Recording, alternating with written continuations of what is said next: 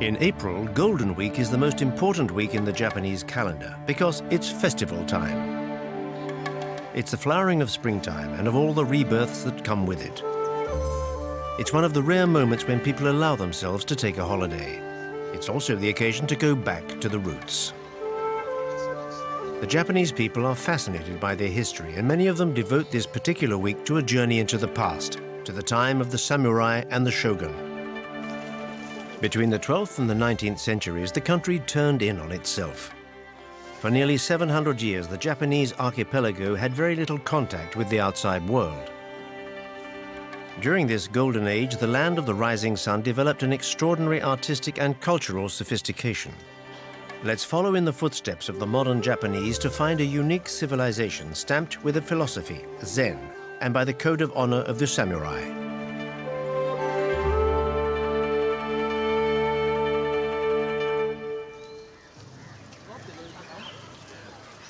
The beginning of April sees the sakura season, the cherry trees with their pink and white blossoms. Thousands of petals carpeting the ground give Japan a fairy tale atmosphere. Here we're in the Aichi region, in the little village of Okazaki, 350 kilometers south of Tokyo.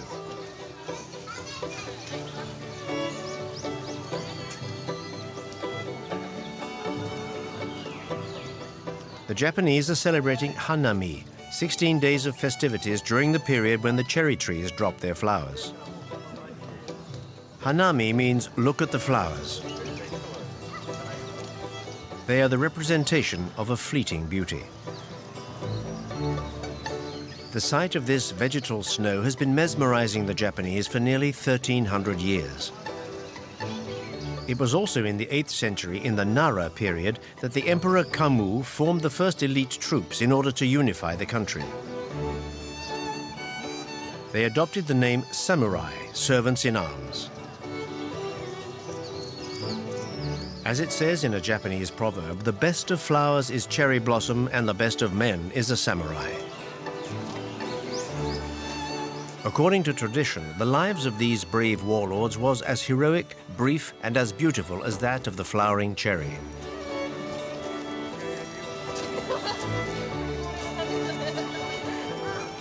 This shower of petals awakens the soul of Japanese tradition.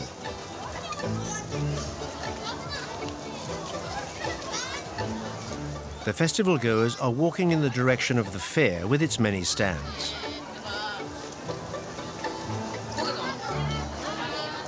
In the main street, families get together to sample the local specialities, such as okonomiyaki, Japanese tortillas made from cabbage,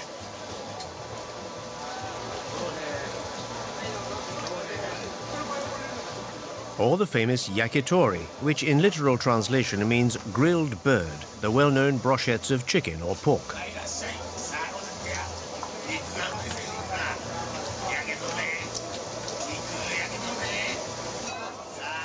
Here the mood is good-natured and friendly. The youngest children rush to the traditional pastimes such as fishing for goldfish. In the modern version, the fish are plastic.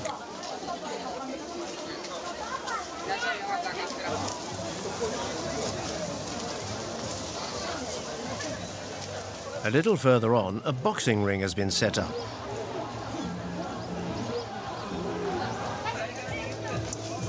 It's for a competition between adepts from clubs in the area.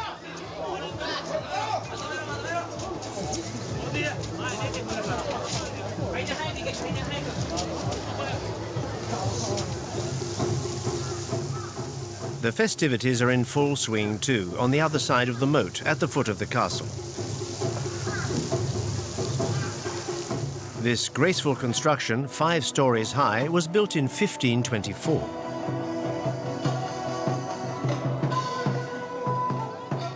Its keep and roofs were restored in 1959. It was here that the shogun lived. Little by little, the samurai began to abandon the emperor and to offer their services to these generals of princely rank. At the end of the 12th century, with the help of this warrior class, successive shoguns robbed the emperor of his political power. This is the beginning of the feudal period, the 700 years during which Japan withdrew from outside contact.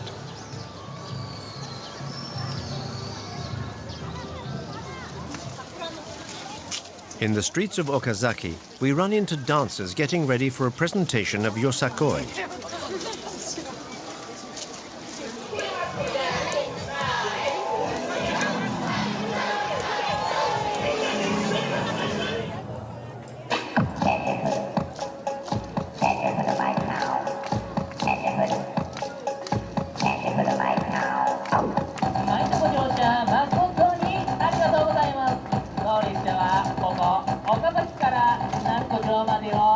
This very popular group dance was invented in Japan in 1954.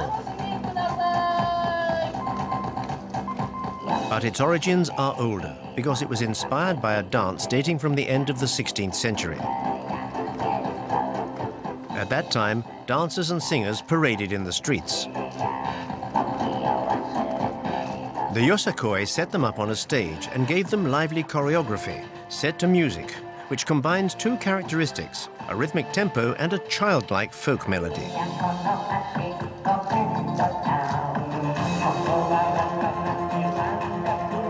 The dancers have in their hands little wooden clappers, originally intended for keeping birds away from the paddy fields. The costume comprises a jacket and a lightweight kimono.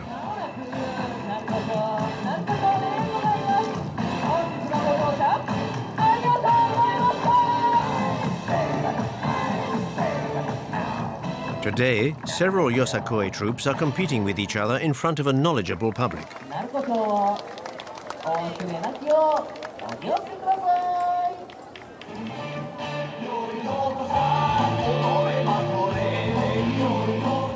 To one side, dancers are encouraging their troupe by waving huge flags.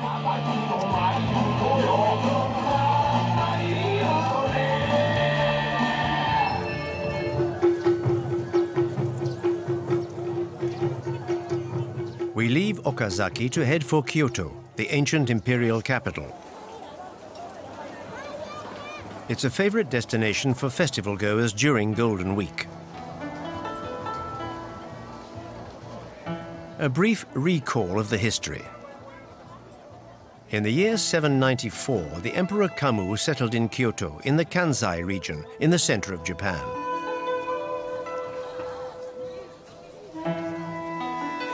Over 800 years, the city known as the capital of peace became the cultural, political, and religious center of the archipelago.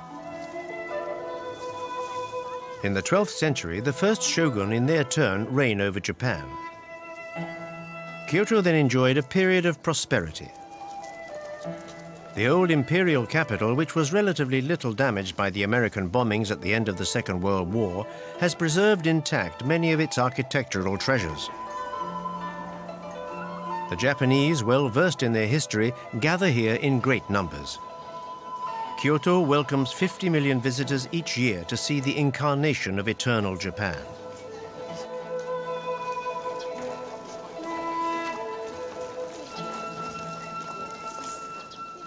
They come to see its magnificent, perfectly conserved temples.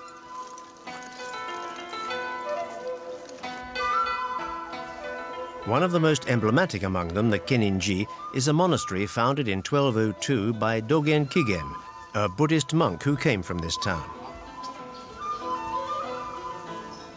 After visiting China, he returned here with a new form of meditation, the Zen. It was in this temple that this Buddhist doctrine was first taught in Japan.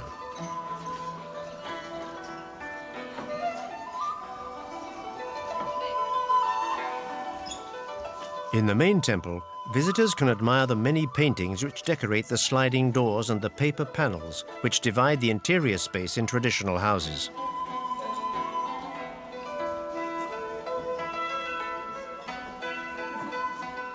These frescoes in Indian ink are the work of Hashimoto Kansetsu, a painter who was very popular in the last century.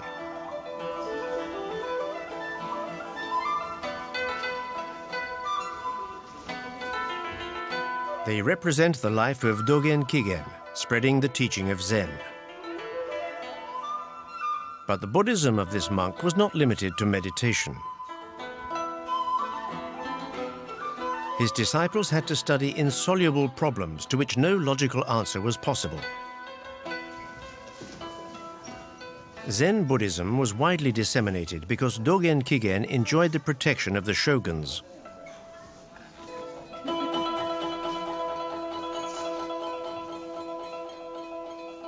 In another room, these gilded panels are a replica of one of Japan's most famous paintings, representing the gods of wind and thunder, executed in the 17th century by one of the great masters of engraving.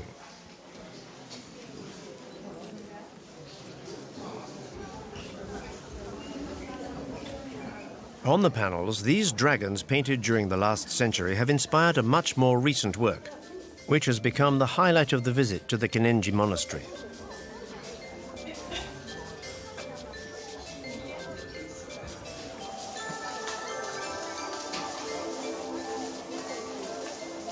The covered passage, for which visitors must wear red slippers put at their disposal, gives on to an impressive wooden hall dating from the 18th century.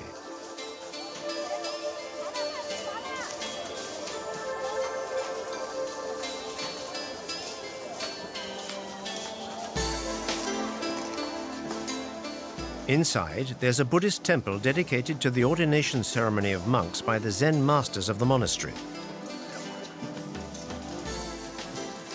But above all, the tourists have come to see the ceiling. In 2002, a Hokkaido artist was commissioned to celebrate Kinenji Temple's 800 years. He took 2 years to paint this magnificent fresco in Indian ink on Japanese paper.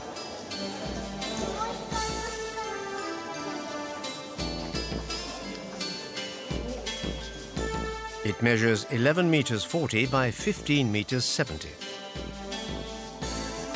It represents the combat between two celestial dragons. These creatures, taken from Chinese mythology, are the guardians of springtime, the season in which the cycle of life begins again.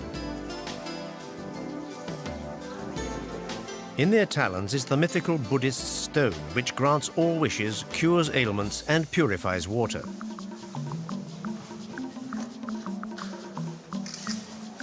In Japan, dragons bring luck and prosperity.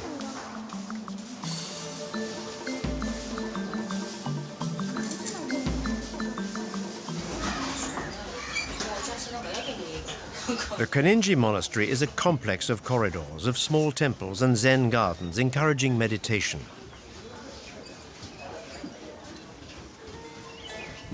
Kare-sansui, known also as dry gardens, are made of sand, rocks, gravel and moss with no other plants.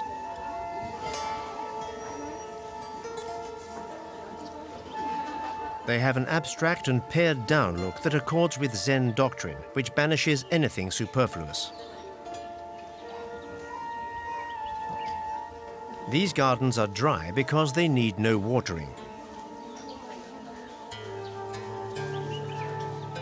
Water is represented by patterns perfectly drawn in the sand.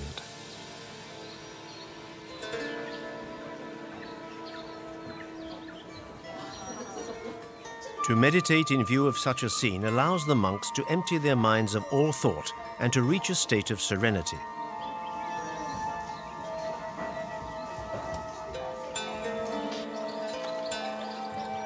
To the north of the town, another garden offers rectilinear motifs.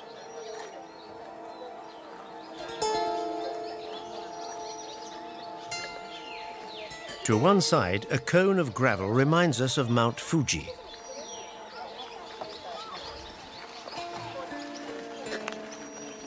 These Zen gardens are very popular with visitors, who come in great numbers to enjoy the warmth of spring.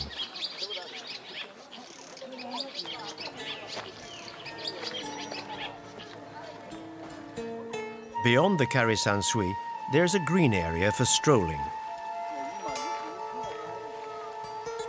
It was laid out between the 15th and 16th centuries. In compliance with Japanese aesthetics, it represents a mossy woodland scene scattered with pools and their spring.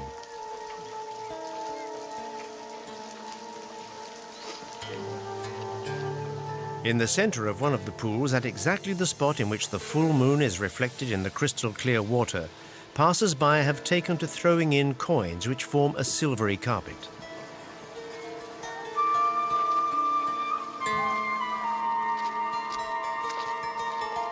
The most beautiful garden in Kyoto is undoubtedly the one at Kinkaku-ji.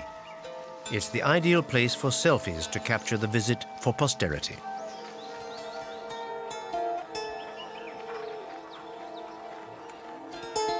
It contains a Japanese architectural treasure of the 15th century, the Silver Pavilion. It was built in 1482 by the shogun Ashigaka Yoshimasa. The pavilion marked the peak of his power and is still considered a masterpiece of refinement and purity. But the shogun's reign ended in civil war. The story goes that he alone remained in his garden while Kyoto was burning. At the beginning of the 17th century, a new shogun clan, the Tokugawa, came to power. So began the Edo-Era, which continued until the 19th century.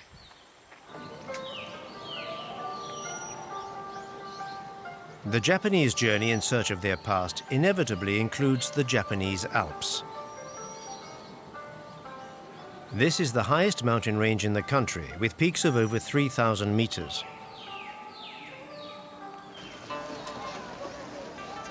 The town of Matsumoto, starting point for skiers and trekkers, experienced the height of its glory during the Edo era.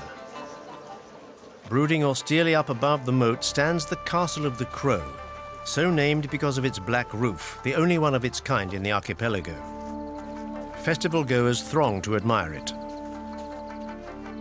From the 6-story keep, the shogun could discreetly keep a watchful eye on the town.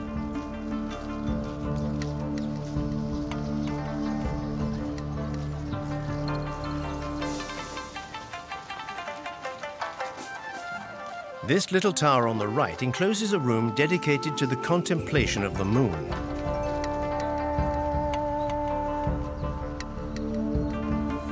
For Japanese people wishing to make the most of their paltry holiday time to revisit classical Japan, the Edo era is the ultimate period of splendor.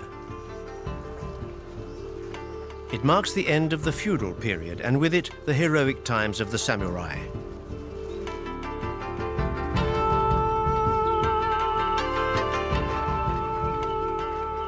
After centuries of conflict, the country was at last at peace, and the brave warriors now occupied positions such as counselors, guards, or messengers for the shogun.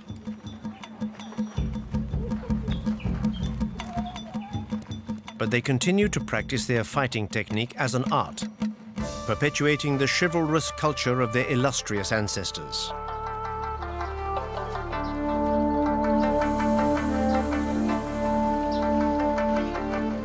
In the castle's park, visitors can also take part in a tea ceremony.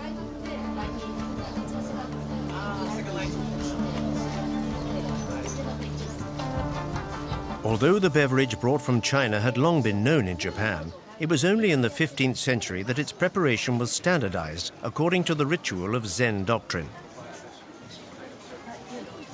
For this, they used powdered green tea, matcha. This drink was made popular by the samurai who took part in the ceremonies.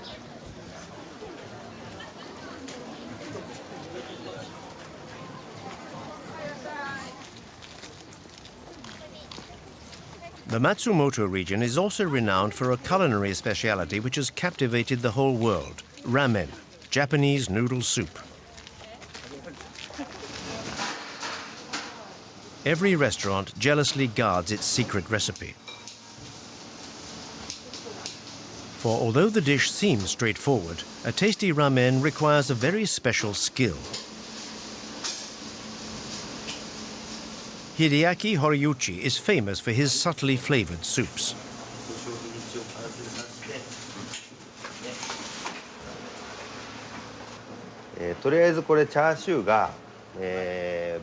To prepare the garnish, the chashu, I use rib of pork and ham. I could limit myself to one ingredient, but in the very competitive world of ramen, one must be creative to make a difference. If I put in 2 sorts of meat, it's to give it more of a texture when you taste it.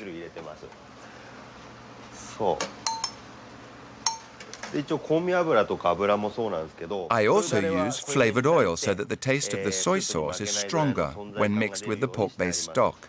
I add pork fat to give a little sweetness. Also, I use a little leek oil. It gives lots of flavor. Then the noodles. We call them osomen. There are several sorts of pasta, but I prefer osomen for my soup. I shall now cook them.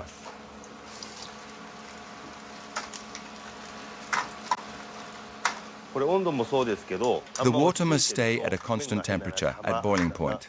Otherwise, they're poorly cooked. That's why as soon as I put in the noodles, the water must immediately boil. The cooking time has to be perfect for the noodles to remain firm. There are all sorts of stock. In our soup, there is chicken, pork, and fish. The stock is full of flavor. Our ramen are really very tasty. Hideaki is always trying to improve his recipe.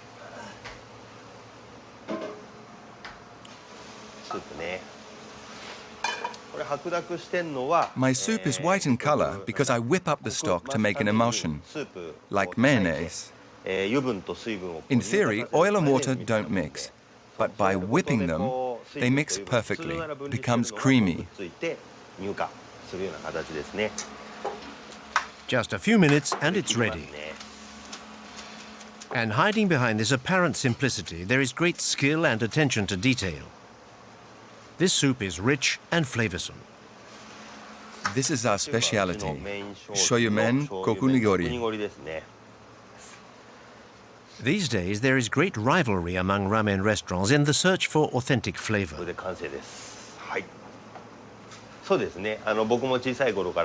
I've been eating ramen ever since I was a little child. But compared with noodle soups that people ate 20 or 30 years ago, ramen is now considered to be a gastronomic dish. That's to say that this recipe is the epitome of Japanese cuisine, the dashi, Japanese stock. And also, the client's tastes have greatly evolved. The restaurant is ready to welcome its clientele of gourmets.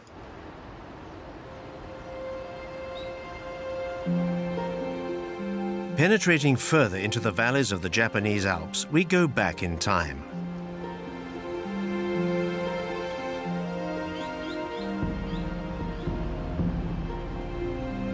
During Golden Week, the Japanese like to visit little villages untouched by the passage of time, which give you the impression of walking through a film set. Naray is without doubt one of the best preserved among them.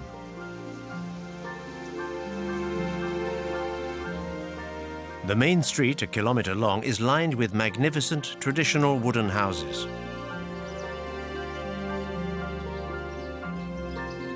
The ground floor, with its sliding doors, was used to welcome travelers. The upper floor was reserved for the family. It's thanks to the stubbornness of its inhabitants that this typical village has been kept unchanged for nearly 300 years. The owners of these houses were not allowed to make them bigger or add on a balustrade.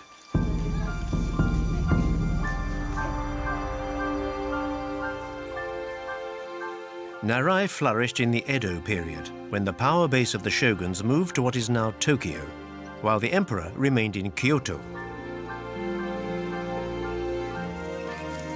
The village was on a strategic site on the famous Nakasendo route, which joined the two capitals.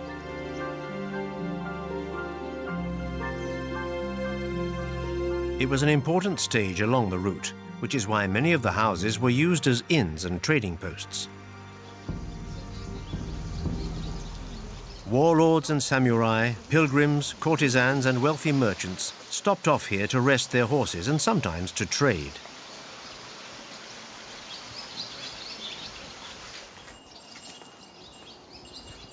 The Nakamura clan was the wealthiest of these families of traders who took advantage of the prime position of their town.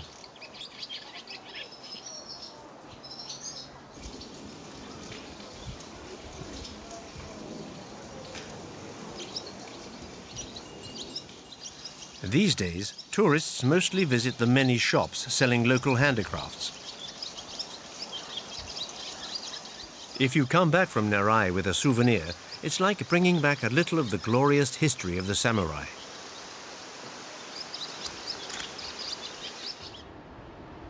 All through the spring, the Japanese carry on their voyage into the past, looking for the deep roots which bind them.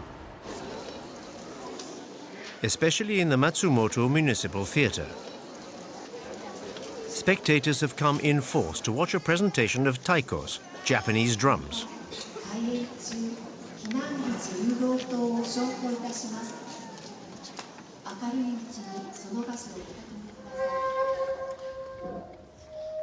On the stage, ready to play, is one of the best troops in Japan, several times national champions of taikos.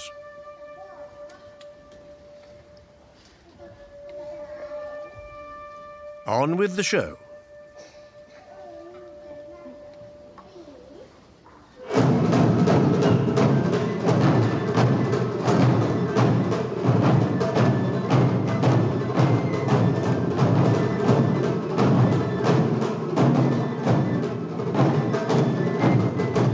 With amazing energy, the taikos drum to the rhythm of the Japanese heartbeat.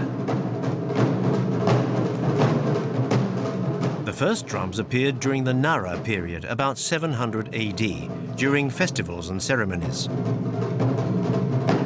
They were also used on battlefields to motivate the troops and demoralize the enemy. Nowadays, modern taikos still takes its inspiration from this ancestral tradition. Ryo Takei has been playing for 15 years. The Waidaiko was mostly used during festivals and also for sending messages between villages. The tradition of the drum is very ancient. Some of our festivals have been going on for more than 1,000 years.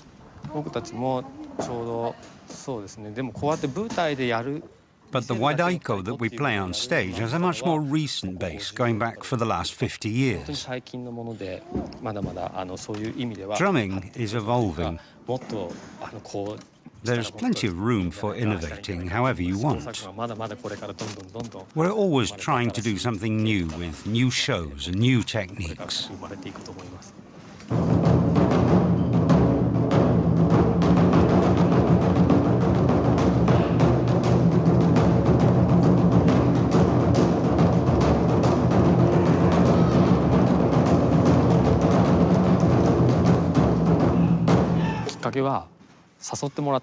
How did I come to join the troupe? My predecessors were very famous. One of them said to me one day, "Toru, do you want to play taiko?" I was really one of their greatest fans. I went to all their shows. So I accepted the offer of a place in the troupe. That's how I started playing taiko.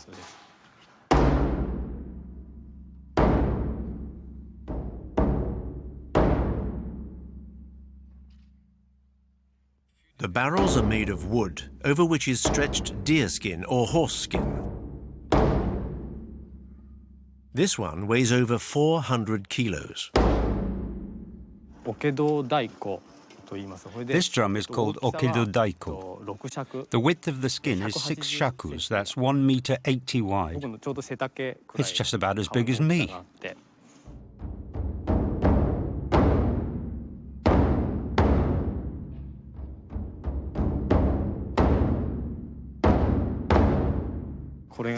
You have to do battle with this drum. You need a big baton, the bachi, and I use it to beat with all my strength. That's how I got this muscle.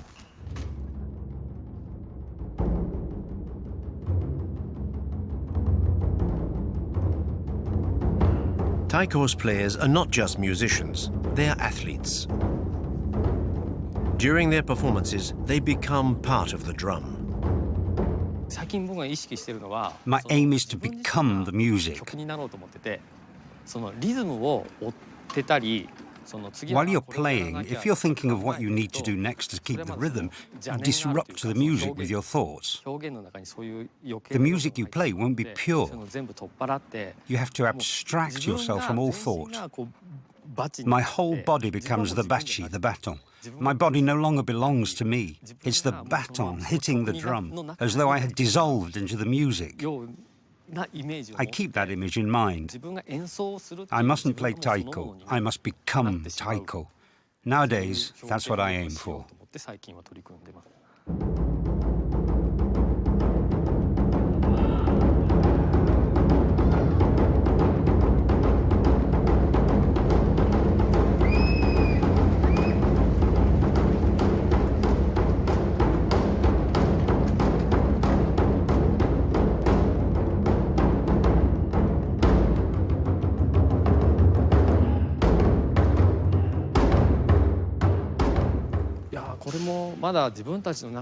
We're not yet totally sure of ourselves, but we're all working towards achieving perfection. If we tell ourselves that we're the best, we won't make any more progress. There are no limits as far as we're concerned.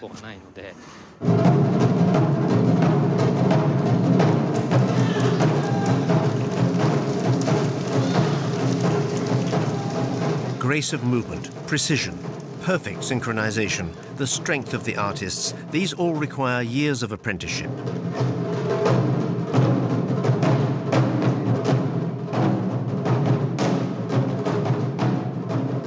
This taiko's troupe is one of the rare ones that brings together men and women.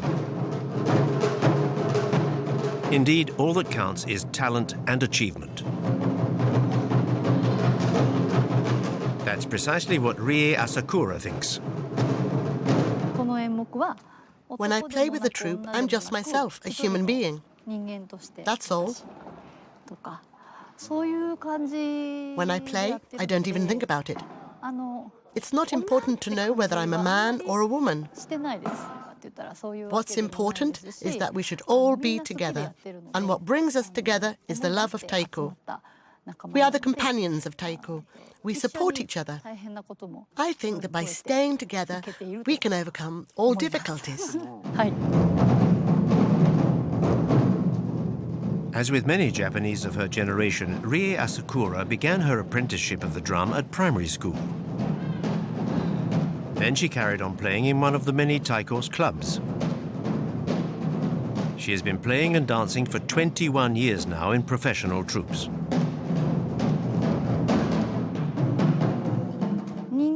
The important thing is to transmit real feelings. The whole gamut of human sentiment can be felt. Joy, as well as sadness or anger. It also covers the darker side of human nature. But most of all, it's joyfulness. It's like life. It's like turning the pages of a book.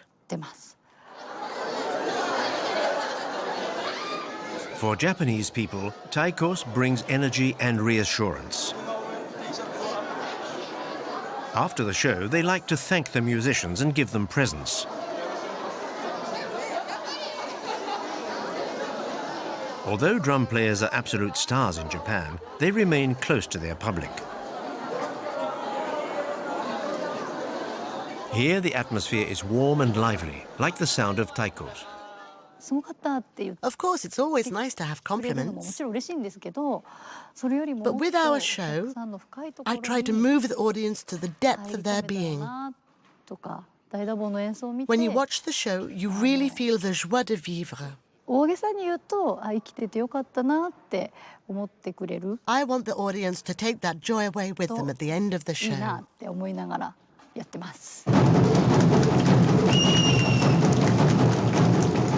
Mission accomplished for the troupe.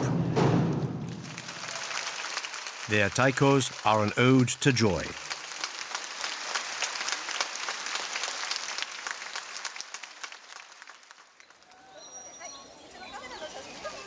Now our travels move on within the Edo period of Japan. We're here at Hida no Sato, 80 kilometers west of Matsumoto. This folksy village has been entirely reconstructed with the aim of preserving the architectural and cultural heritage of the Gifu region. There are more than 30 buildings, all original, some of which have been moved and rebuilt around this stretch of water, Lake Gaomi.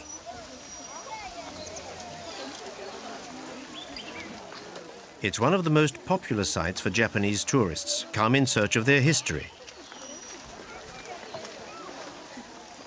They can find simple pleasures like feeding the fish. Oh, look at that one.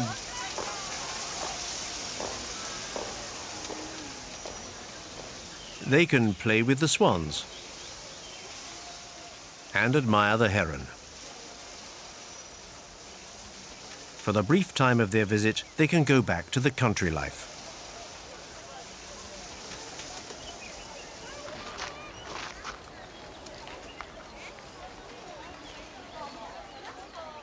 In this village atmosphere, young and old rediscover the traditional games of their childhood,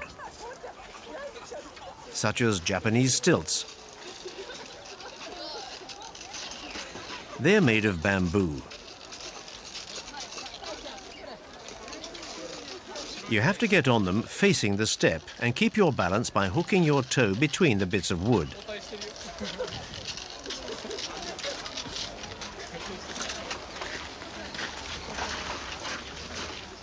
Even though they're not very high, it's not easy if you're not used to it, especially if you keep your shoes on.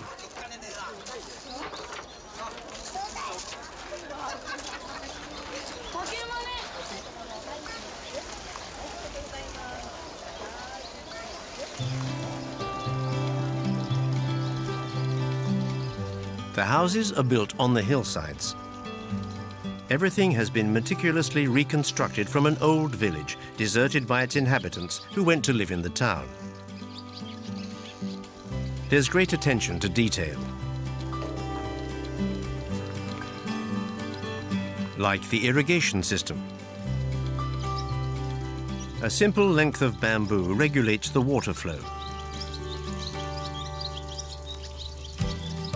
There, in the perfectly maintained paddy field, you can even see the young spring shoots. Everything has been done to make the visitors feel they've been plunged into the beginning of the 17th century.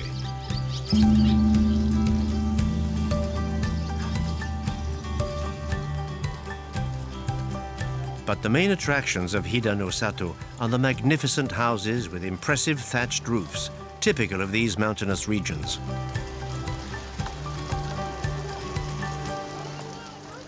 The sloping roofs look like two hands joined in prayer. This shape also means that the houses can support the meters of snow that fall every winter in the Japanese Alps.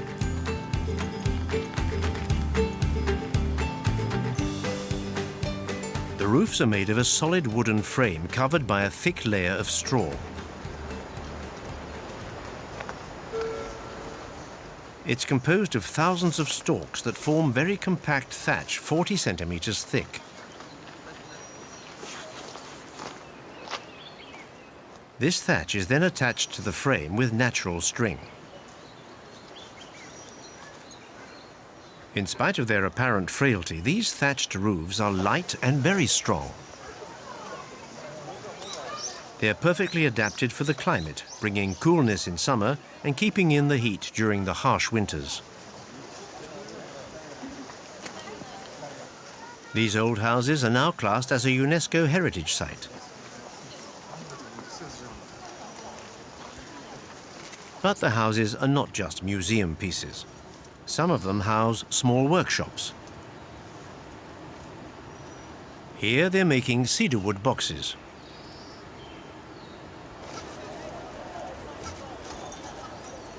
This souvenir shop is very popular. Superb maneki neko, lucky cats, are sold here.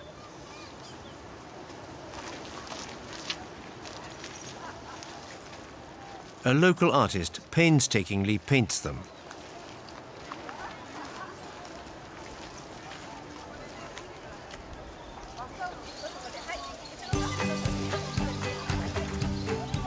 And floating proudly over the village rooftops, here are the Japanese flying carps.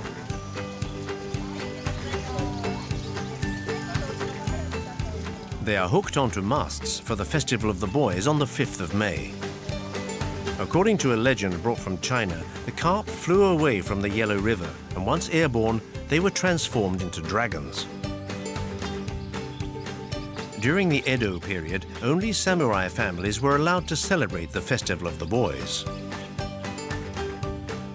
In the central house is hidden a treasure, an old specimen of a flying carp, made of paper and perfectly preserved.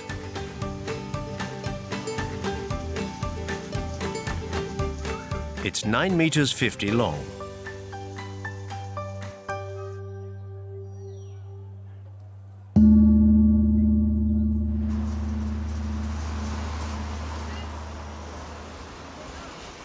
Back to Kyoto. Springtime is the ideal time for visiting.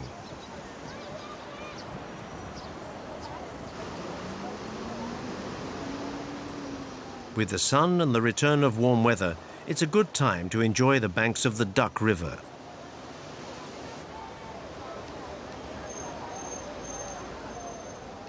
In the heart of Kyoto, it's a cool oasis where nature lives in harmony with this town of 1 million people.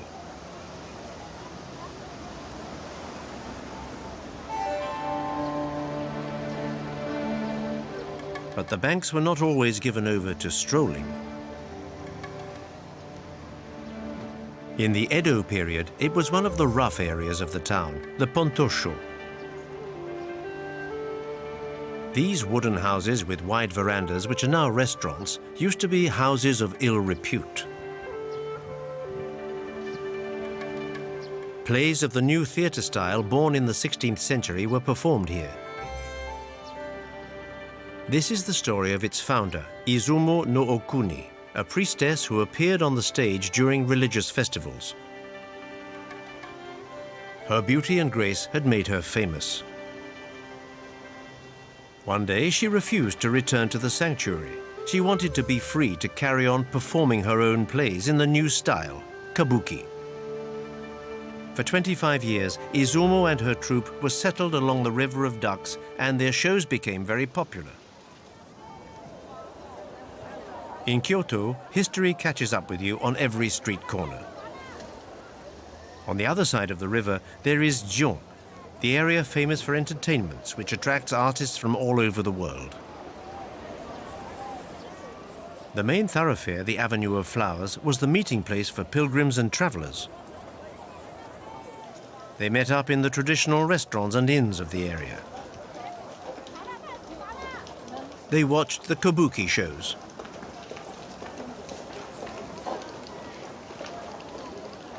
Even today, Japanese tourists enjoy these plays, which tell of daily life in the Edo period.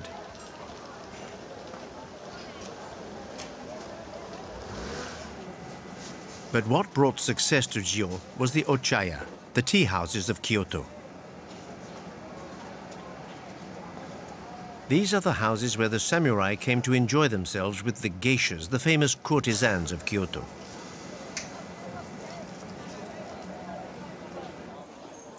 Some of the dwellings are more than 300 years old, and in general, they're still run by the same families.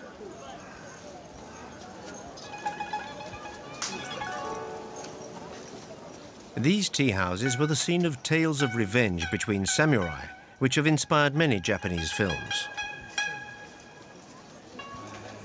The most famous one is about the 47 Ronins, disgraced samurai who had lost their shogun. This particular one had to commit suicide because he insulted the master of ceremonies of the imperial court. The Ronins vowed to avenge the death of their master. For a whole year, they plotted an attack. In order to pass unnoticed, they spent months living it up in the tea houses of the Avenue of Flowers. The story goes that it was in this magnificent red residence, the oldest of the Kyoto ochayas, that they built a solid reputation as hardened drinkers and gamblers. The Ronins took their revenge in the end. Afterwards, they killed themselves according to the samurai code of honor. Gion remains even today the quintessential area for pleasure. Businessmen book an evening with a geisha months in advance. But this is not prostitution.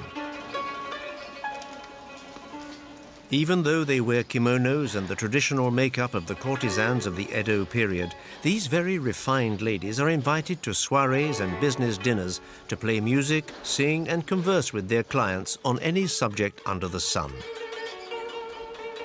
The geishas of Kyoto, known as geiko, are primarily artists.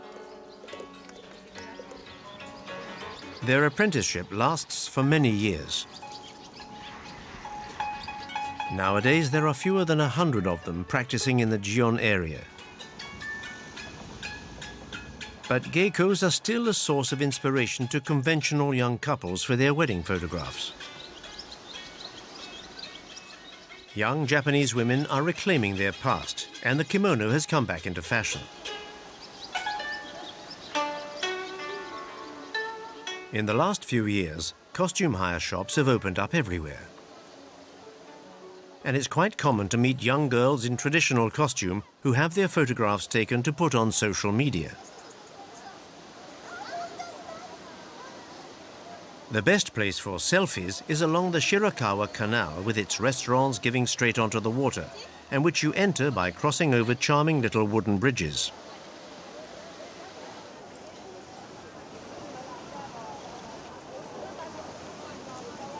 Here again, opulent nature lends enchantment to a beautiful stroll.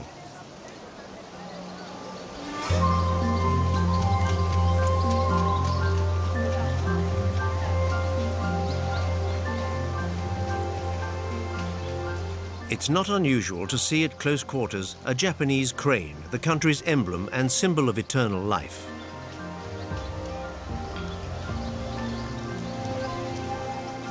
Kyoto has a special atmosphere, a calm which is propitious for meditation.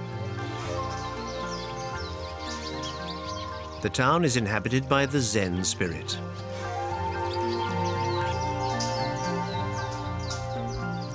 This promenade alongside the peaceful canal is called the Philosopher's Way. It was named thus because Kitaro Nishida, a Japanese philosopher of the last century, liked to walk here. He worked all his life to bring together Oriental thinking and Western philosophy.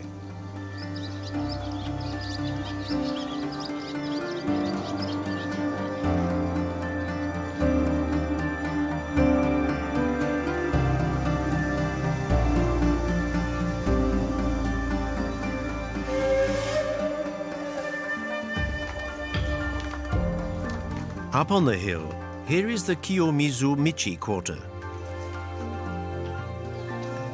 The little pedestrian streets lined with traditional bars conduct the festival goers of the Golden Week to one of the most ancient holy places of Japan, the temple of Koizumi-dera.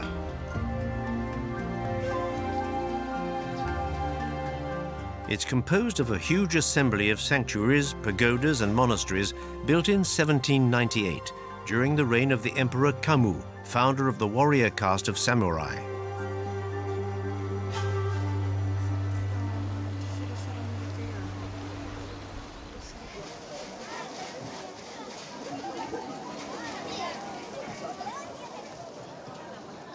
Perched atop the hill, this elegant red pagoda faces the monumental temple of Kiyomizu-dera, impressive in strength and nobility.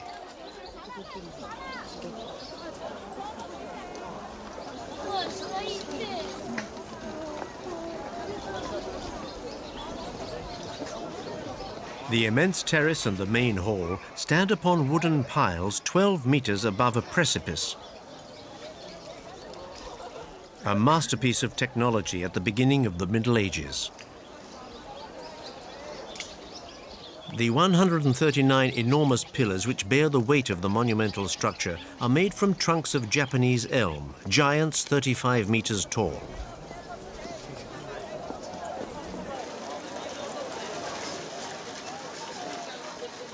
At the foot of the walls of the temple, we find the fountain of Otawa no Taki, the waterfall with the whisper of a feather. The extremely pure waters of this fountain are said to have therapeutic properties. It's divided into 3 streams of water, each of which confers a gift: long life, success in studies, success in love. It's not surprising that the Japanese queue to fill up their cups fitted on the end of long metal bars. A promise like that deserves a little patience.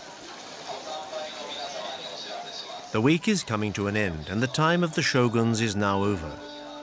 In 1864, the last of them abdicated without naming a successor.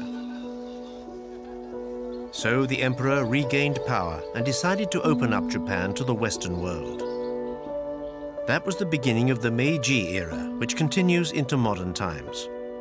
But the Japanese people are still very attached to this 7th-century period during which the country was cut off from the world and developed a unique and rich civilization, which is why each year, in the month of April, millions of them make this journey into the glorious past of the samurai.